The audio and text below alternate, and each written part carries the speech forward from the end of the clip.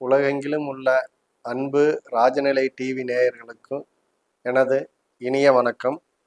என்னை நல்ல முறையில் பெற்றெடுத்த தாய் தந்தையருக்கும் எனக்கு இந்த ஜோதிடத்துறையில் நல்ல முறை வழிநடத்திய குருமார்களுக்கும் எனக்கு இந்த வாய்ப்பை தந்த ராஜநிலை டிவி ஐயா அவர்களுக்கும் எனது முதற்கண் வணக்கத்தை தெரிவிச்சுக்கிறேங்க.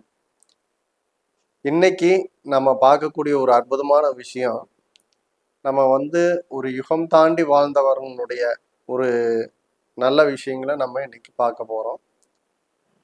நம்ம ஆரம்ப காலத்திலேருந்து இன்னைக்கு வரைக்கும் பார்த்தீங்கன்னா, இன்னைக்கு நம்ம இருக்கக்கூடியது கலியுகம்னு சொல்லக்கூடிய யுகத்தில் 4,32,000 கொண்ட ஆண்டுகளினுடைய இதில் இன்னைக்கு நம்ம வாழ்ந்துட்டு இருக்கிறோம். இதற்கு முந்தைய யுகத்தினுடைய பெயர் பார்த்தீங்கன்னா துவபார யுகம். இந்த துவபார யுகத்தில் பார்த்தீங்கன்னா சந்தனு மகாராஜா அப்படின்னு சொல்லக்கூடியவனுடைய வம்சத்தில் அவதரித்த மிகப்பெரிய ஒரு சக்தி வாய்ந்த மகான் அப்படின்னு சொல்லக்கூடியது தன்னுடைய தந்தைக்கு செய்து கொடுத்த சத்தியத்திற்காக, தந்தையினுடைய சந்தோஷத்துக்காக, தன்னுடைய வாழ்நாளில் திருமணமே செய்துக்காத ஒரு அற்புதமான நபர் அப்படின்னு சொல்லக்கூடிய பீஷ்மர் அப்படின்னு சொல்லக்கூடிய அவரை பற்றி இன்னைக்கு நாம் பார்க்க போகிறோம். இவர் பார்த்தீங்கன்னா சந்தன மகாராஜாவுக்கும் கங்காதேவிக்கும் பிறந்த மகன். இவங்க 2 பேரும் சந்தன மகாராஜாவும் கங்கையும் காதலித்து திருமணம் செஞ்சுக்கும் போது தன்னுடைய குழந்தைகள் பார்த்தீங்கன்னா பிறந்ததுக்கு அப்புறம் அந்த குழந்தைய நான் என்ன பண்ணனாலும் கேட்கக்கூடாது அப்படின்னு சொல்லி ஒரு சத்தியம் வாங்கிக்கிறாங்க. ஆனால் கேட்டாங்க அப்படின்னா அவர் அந்த இடத்துல இருந்து விலகிடுவாங்க அப்படின்னு சொன்னதுனால பார்த்தீங்கன்னா ஒவ்வொரு முறையும் கருவுற்று இருக்கும் போதும் சந்தன மகாராஜாவுடைய ஒரு மிகப்பெரிய ஒரு சந்தோஷம் என்னன்னா, தன்னுடைய நாட்டை ஆளக்கூடிய ஒரு அரசன் வந்துடுவார், தனக்கு ஒரு நிம்மதி கிடைக்கும் அப்படின்னு சொல்லி அவர் பார்த்தீங்கன்னா சந்தோஷப்பட்டுட்டு இருந்தார். அந்த காலகட்டத்தில் பார்த்தீங்கன்னா 6 குழந்தைகள் பிறக்குது, 7வது குழந்தையும் பிறக்குது. ஒவ்வொரு குழந்தையா கொண்டு போய் அந்த கங்காதேவி ஆற்றிலேயே விட்டுட்டு இருக்காங்க. கடைசியா 8வது குழந்தை, அதுக்கப்புறம் ஒன்று பிறகு அந்த குழந்தையை கொண்டு போய் விடும்போது தடுத்துடுறாரு. உனக்கு மனசாட்சி இல்லை, ஈவிரர்கள் இந்த மாதிரி அவருக்கு ஏதோ ஒரு இது பேசி ஏன் இப்படி பண்ணிட்டு இருக்க அப்படின்னு சொன்னோடனே அவங்க பார்த்தீங்கன்னா ஒரே வார்த்தையை சொல்லிடுறாங்க, நீங்க கேள்வி கேட்டதுனால இனி உங்களோட நான் வாழ முடியாது. இந்த குழந்தை ஒரு குறிப்பிட்ட காலத்துக்கு அப்புறம் பார்த்தீங்கன்னா உங்களுக்கு பார்த்தீங்கன்னா நான் சேர்க்கிறேன் அப்படின்னு சொல்லிட்டு மறைஞ்சிடுறாங்க. இந்த வேதனையிலேயே ரொம்ப நாள் படுத்த படுக்கையா இருந்த சந்தனு மகாராஜா அந்த கங்கை வழியா போயிட்டு இருக்கும்போது ஒரு மீனவ பெண் அப்படின்னு சொல்லக்கூடியவங்களை விரும்புறாங்க. அந்த மீனவ பெண்ணுடைய இதுகளை அழகலம் வாங்கி அவங்க கிட்ட தன்னை கல்யாணம் பண்ணிக்கிற மாதிரி ஒரு இதுகளை கேட்டுட்டு பார்த்துட்டு இருக்காங்க. இந்த சமயத்துல ஒரு அரசன் போர் தொடுத்து வரும்போது அதை தடுக்கிறதுக்காக பார்த்தீங்கன்னா ஒருவர் வராரு. அதை தடுத்து அந்த இதில் பேசும்போது தான் பார்த்தீங்கன்னா யார் இவ்வளோ பெரிய தைரியசாலி அப்படின்னு கேட்கும்போது அப்போ தான் பார்த்தீங்கன்னா கங்காதேவி மீண்டும் தோன்றி நமக்கு பிறந்த குழந்தை தான், இவர் பேர் தேவ விரதன் அப்படின்னு சொல்லி தந்தைக்கு பார்த்தீங்கன்னா அறிமுகப்படுத்தி வைக்கிறாங்க. அவர் ரொம்ப சந்தோஷப்பட்டு தன்னுடைய மைந்தனை பார்த்தீங்கன்னா அரசவைக்கு அழைச்சிட்டு போகிறாங்க. இப்போ இந்த அரசவைக்கு அழைச்சிட்டு போயிட்டு தன்னுடைய மகனுக்கு முடிசூடக்கூடிய நாள் எல்லாம் இது பண்ணி முடிவு பண்ணி அந்த செய்தியை தெரிவிக்கிறதுக்காக பார்த்தீங்கன்னா மீனவ பெண்ணையும் திருமணம் செஞ்சுட்டு தன்னுடைய வாழ்நாள சந்தோஷமா இருக்கலாம்னு அவர் போயிட்டு அங்கே கேட்கும்போது மீனவ பெண்ணுடைய தந்தை சொல்றாரு, இல்லை என் மகளை பார்த்தீங்கன்னா நான் உங்களுக்கு திருமணம் செய்து வைக்கிறதுக்கான வாய்ப்புகள் இல்லை அப்படின்னு கேட்கும்போது சொல்லிடுறாரு. என்ன ஏதுன்னு காரணம் கேட்கும்போது சொல்றாங்க, தன்னுடைய மகளில் வயிற்றில் பிறக்கக்கூடிய குழந்தை அரசாள்வதாக இருந்தால் திருமணம் செஞ்சு கொடுக்குறா அப்படின்னு சொல்லிடுவாங்க. அடுத்த நாள் பார்த்தீங்கன்னா முடிசூட்டு விழா. எல்லாரும் கவலாகலமா இருக்கும்போது தந்தை மட்டும் பார்த்தீங்கன்னா அரண்மனைக்கு வரும்போது சோகமா திரும்பி தன்னுடைய அந்தப்புறத்துக்கு போறதை பார்க்குறாங்க. அப்போ பார்த்தீங்கன்னா தேவ விரதன் கேட்குறாரு தேரோட்டியை கூப்பிட்டு, என்னாச்சு அப்பா ஏன் ஒரு மாதிரி வருத்தத்தோட போறாங்க அப்படின்னு சொன்னோடனே நடந்த உண்மைகள் எல்லாம் பார்த்தீங்கன்னா தேரோட்டி சொல்லிடுறாரு. அப்ப இந்த தேரோட்டி சொன்னதுக்கு அப்புறம் இவர் மறுபடியும் பார்த்தீங்கன்னா நேரா அங்க போய் பார்க்குறாங்க. அங்க போய் பார்த்து மீனவ பெண்ணுடைய தந்தையை பார்த்தீங்கன்னா இதை பற்றி விசாரிக்கிறாங்க. அப்ப சொல்றாரு, என்னுடைய தந்தை மகிழ்ச்சியா இருந்தா போதும், எனக்கு எந்த ஒரு இது வேண்டாம், நீங்க பார்த்தீங்கன்னா உங்க பெண்ணை கல்யாணம் பண்ணி கொடுங்க, அவங்க பார்த்தீங்கன்னா அவங்க வயிற்றுல பிறக்கக்கூடிய குழந்தையே அரசாளட்டும் அப்படின்னு சொல்லி சொல்றாங்க. ஆனா அதை பார்த்தீங்கன்னா நான் உறுதியை எப்படி எடுத்துக்கிறது, நாளைக்கு உங்களுக்கு பார்த்தீங்கன்னா வரக்கூடிய சந்ததிகள் நாளைக்கு பார்த்தீங்கன்னா என் பெண்ணனுடைய வயிற்றுல வளரக்கூடிய குழந்தைகளை, அதாவது வந்த குழந்தைகள் அரசால் இல்லைன்னா அவங்க வந்து வேதனை அடைவாங்களா அப்படின்னு சொல்லி ஒரு வார்த்தையை கேட்கும்போது, இவரும் வந்து பார்த்தீங்கன்னா நான் பட்டயம் எழுதி தரேன் என்னென்னமோ சொல்லி பார்க்குறாரு. அதுக்கு வந்து பார்த்தீங்கன்னா அந்த மீனவ பெண்ணின் தந்தை எந்த விஷயத்த சொன்னாலும் ஒத்துக்க மாட்டேங்கிறாங்க. அவர் வந்து பார்த்தீங்கன்னா கங்காதேவிக்கு முன்னாடி போய் நின்று தன்னுடைய தாயை அழைத்து அவர் சொல்றாரு, நான் இந்த பிறவியில் திருமணமே செஞ்சுக்காத வந்து பார்த்தீங்கன்னா வாழ்ந்து என்னுடைய தந்தைக்காக இந்த விஷயத்த கொடுக்குறேன்னு சொல்லும்போது அந்த சமயத்தில் தந்தையும் அந்த இடத்துக்கு வந்து சேர்ந்துடுறாரு.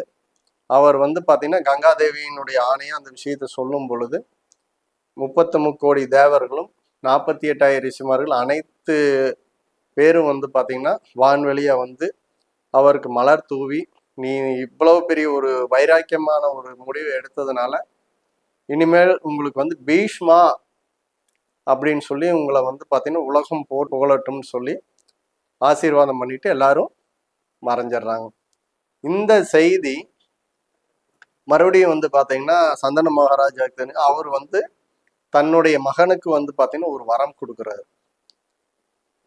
நீ எப்ப விரும்புறியோ அது வரைக்கும் காலதேவன் உன்னை நெருங்க மாட்டார். நீயா என்னைக்கு இறக்கணும்னு நீ நினைக்கிறியோ அன்னைக்கு தான் வந்து பார்த்தீங்கன்னா உன்னுடைய ஆயுளை காலனே வந்து அழைச்சிட்டு போறதுக்கான அமைப்பு இருக்கு அப்படின்னு சொல்லி ஒரு வரம் கொடுத்துட்ற. எல்லாம் நல்லபடியா முடியுது. காலப்போக்கில் வந்து பார்த்தீங்கன்னா அரசிக்கும் 2 மகன்கள் பிறக்கிறாங்க. எல்லாரும் அடுத்தடுத்த வம்சாவளியில அப்படியே வர்றாங்க. இது வந்ததுக்கு அப்புறம் வந்து பார்த்தீங்கன்னா தான் பீஷ்மர் வந்து பார்த்தீங்கன்னா இந்த மகாபாரத போர் நடக்கக்கூடிய காலத்துல போர்ல வந்து பார்த்தீங்கன்னா மாரெல்லாம் வந்து பார்த்தீங்கன்னா அம்புகளால் துளைத்து மரண படுக்கையில வந்து பார்த்தீங்கன்னா படுத்துடுறாரு. அப்போ இந்த 8வது நாளைக்கு அப்புறமே அவர் வந்து பார்த்தீங்கன்னா அந்த மரண படுக்கையில படுத்துடுறாங்க. அதுக்கப்புறம் வந்து பார்த்தீங்கன்னா இந்த தட்சிணாயன புண்ணிய காலத்துல வந்து பார்த்தீங்கன்னா உயிர் விடக்கூடாது, உத்தராயண புண்ணிய காலத்தில் தான் தன்னுடைய உயிரை விடணும் அப்படின்னு சொல்லி அவர் வந்து பார்த்தீங்கன்னா ஒரு மனமுருக இறைவனை வேண்டிட்டு தன்னுடைய உயிர் தான் பிரியணும்னு அவர் நினைக்கல. அது வரைக்கும் போயிட்டு இருக்கு. தட்சிணாயன புண்ணிய காலம் முடிஞ்சிருது. உத்தராயண புண்ணிய காலம் அப்படின்னு சொல்லக்கூடிய ஒரு அற்புதமான காலம் உருவாகுது. இந்த உத்தராயண புண்ணிய காலம் உருவாகக்கூடிய காலத்துல வந்து பாத்தீங்கன்னா தான் இறக்கணும்னு நினைக்கக்கூடிய அந்த சமயத்துல அவருடைய உயிர் அந்த இடத்துல பிரியறது இல்லை. அப்போ வந்து பாத்தீங்கன்னா கிருஷ்ணரை அழைச்சு கேட்குறாங்க.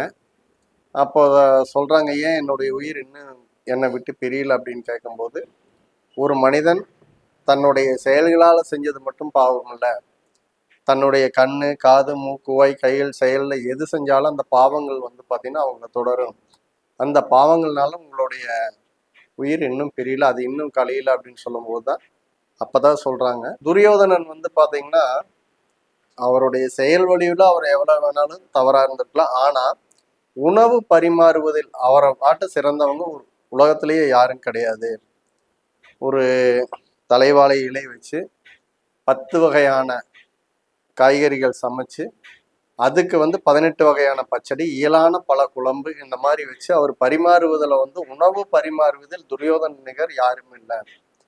அதனால அவரு உணவை உண்டதுனால என்னுடைய எண்ணங்கள் செயல்கள் வந்து அந்த இடத்துல பாஞ்சாலியினுடைய அந்த விஷயத்த என்னால் அந்த இடத்துல அந்த அரசவையில் என்னால் தடுக்க முடியல. இப்போ என்னுடைய உடம்புல இருந்து அந்த ரத்தங்கள் எல்லாம் போனதுக்கு அப்புறம் நான் வந்து புது மனிதனா ஆயிட்டேன். இப்போ நான் வந்து ஒரு நல்ல நிலையில மாறிட்டேன் அப்படின்னு சொல்லும் போது அப்பதான் சொல்றாங்க, தன்னுடைய தவறை யார் உணர்ந்து வருந்துறாங்களோ அவங்களுக்கு அது ஒரு நல்வழி மோட்சம் உண்டு அப்படின்னு சொல்லும்போது, சரி இறுதியாக நீங்க வந்து மக்களுக்கு ஏதாவது சொல்றீங்களா அப்படின்னு கேட்கும் பொழுது அந்த போர்களெல்லாம் முடிஞ்சு 18வது நாள் முடிஞ்சு அதுக்கப்புறம் வந்து பார்த்தீங்கன்னா அவர் கேட்கக்கூடிய அந்த அன்னைக்கு வந்து பார்த்தீங்கன்னா ரதம் சப்தமும் சொல்லுவாங்க. இப்போ சூரியனுடைய வந்து பார்த்தீங்கன்னா வடக்கு நோக்கிய பயணத்தை முடிஞ்சு தெற்கு நோக்கிய பயணம் வந்து ஆரம்பமாகக்கூடிய அந்த காலம். அந்த எப்பவுமே நம்ம ஓடுனா உடனே வந்து திரும்ப முடியாது, ஒரு சின்ன வளைவாட்ட போய் திரும்புற மாதிரி இது வந்து சப்தமமா திரும்பக்கூடிய நாள், அந்த நேர்கோட்டுக்கு வரக்கூடிய நாள் 7 நாள் ஆகும். அதாவது அமாவாசையிலிருந்து நம்ம முன்னோர்கள் வந்து பார்த்தீங்கன்னா அந்த நாள் கணக்கு வச்சிருந்தாங்க. அமாவாசையிலிருந்து 7 நாள் திரும்புறதுக்கு 7 நாள். அப்போ சூரியன் வந்து திரும்பி 7 குதிரைகள் பூட்டிய தேர்ல வரும்போது 7 நாள் ஆகுது. அந்த ரதம் சப்தமமா வரக்கூடிய நாள் அந்த அன்னைக்கு வந்து பார்த்தீங்கன்னா அவர் வந்து தன்னுடைய அந்த மந்திரம் உபதேசம் பண்றார். கலியுகம் பிறக்க போகுது. இறைவனை வந்து மக்கள் வந்து எளிய முறையில் அடைவதற்கு ஒரு மிகப்பெரிய ஒரு வரம், அது ஒரு சக்தி.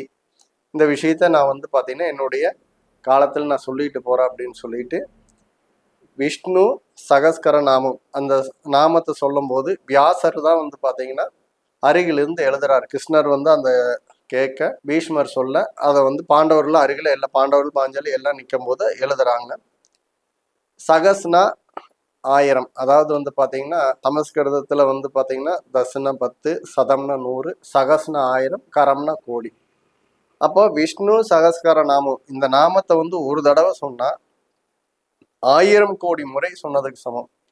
இப்போ வந்து பார்த்தீங்கன்னா கிருதாயுகம், திரேதாயுகம், தோபாரயுகம் அப்படின்னு சொல்லக்கூடிய 3 யுகத்துலையுமே கிருதாயுகத்தில் மூச்சடைச்சு தவம் இருந்தாங்க. அதே மாதிரி வந்து பார்த்தீங்கன்னா கிரேதாயுகத்தில் வந்து பார்த்தீங்கன்னா ஊசி முனையிலிருந்து கள்ளிச்செடி மேலே இருந்தாலும் தவம் இருந்தாங்க. மலை மீது இருந்து தவம் இருந்தாங்க.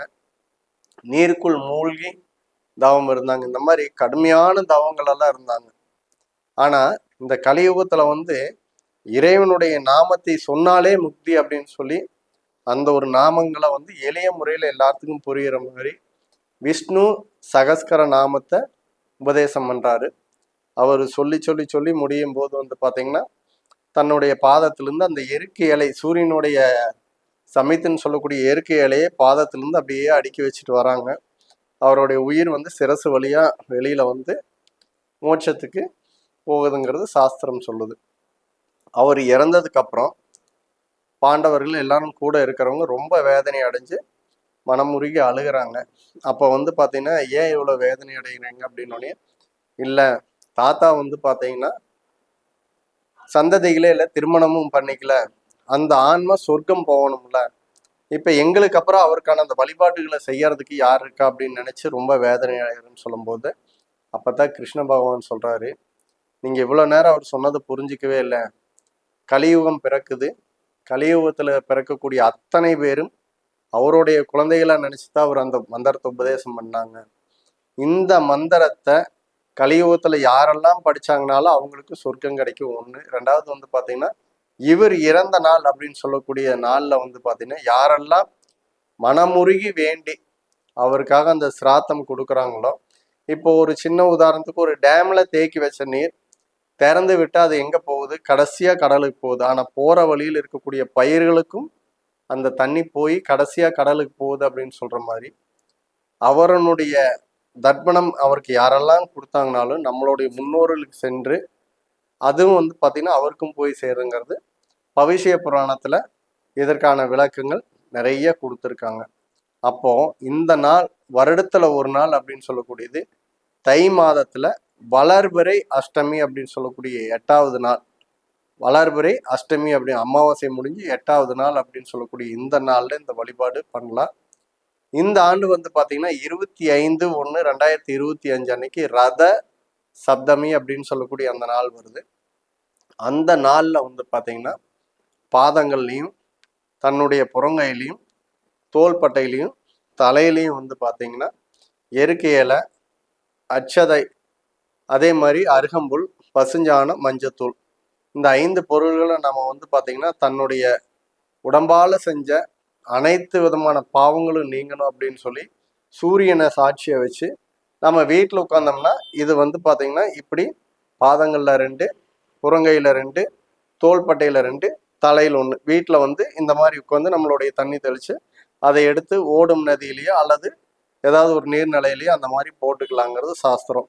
இதே வந்து பார்த்தீங்கன்னா ஒரு ஆற்றங்கரையிலையோ ஒரு குளத்திலேயோ நம்ம குளிக்கும் போது ஒன்றின் மேல் ஒன்றாக 7ம் வச்சு 7ஐயும் தலையில வச்சு நம்ம வலது கையில பிடிச்சி சூரியனை நமஸ்காரம் பண்ணி அதை அப்படியே முங்கி எந்திரிச்சு பீஷ்மருக்கும் நம்மளுடைய பித்தர்களுக்கும் வழிபாடு பண்ணி முடிந்தால் அன்று விரதம் இருந்து நம்மளுடைய வீட்டில் வந்து பார்த்தீங்கன்னா அந்த ரத சப்தமி, ரதம் அப்படிங்கிறது ஒரு தேர், அந்த தேர்கோளம் காவிக்கல்ல நம்ம வீட்டில் பூஜை அறையில் தேர்கோளம் போட்டு அடுத்த நாள் வந்து பார்த்தீங்கன்னா சூரிய பகவானுக்கு உண்டான 7 குதிரைகளுக்கு 7 அன்னம் சொல்லக்கூடிய சித்திரன்னங்கள்னு சொல்லுவாங்க.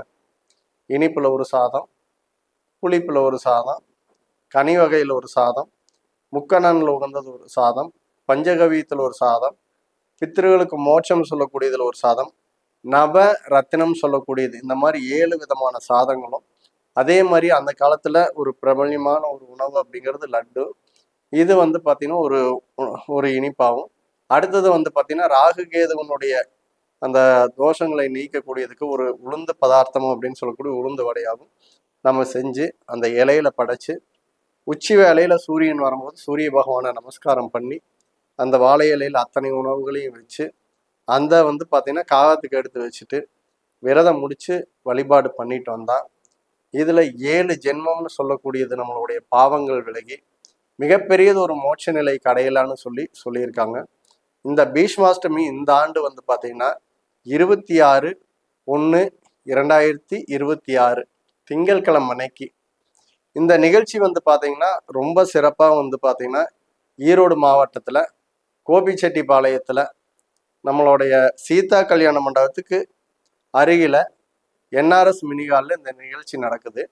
இது எல்லாத்த விட வந்து பார்த்தீங்கன்னா இதில் கோபிச்செட்டிப்பாளையம் மட்டுமல்லாமல் ஈரோடு, மேட்டூர், கரூர், நாமக்கல், திருச்சி இந்த மாதிரியான பலதரப்பட்ட ஊர்கள் இருந்தும் அதே மாதிரி பர்மால இருந்தும் கூட இந்த நிகழ்ச்சிக்கு வந்து கலந்துக்கிட்டு எல்லாரும் வந்து பார்த்தீங்கன்னா தங்களுடைய பங்களிப்பு அளிக்கிறாங்க.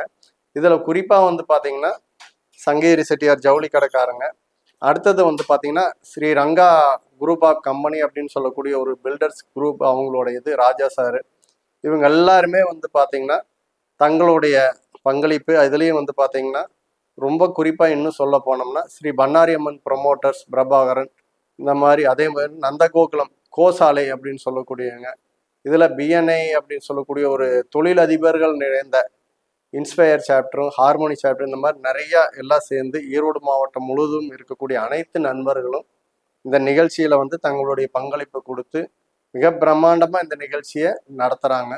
அனைவரும் இந்த நிகழ்ச்சியில வந்து கலந்துக்கிட்டு தங்களுடைய பங்களிப்பா பித்தர்களுடைய ஆசீர்வாதம் வாங்கணும்னு சொல்லி வேண்டிக்கிட்டு உங்களிடமிருந்து விடைபெறுவது ஜோதிட கலையரசி பீஷ்மாசிரி என்ஆர்எஸ். நன்றி, வணக்கம்.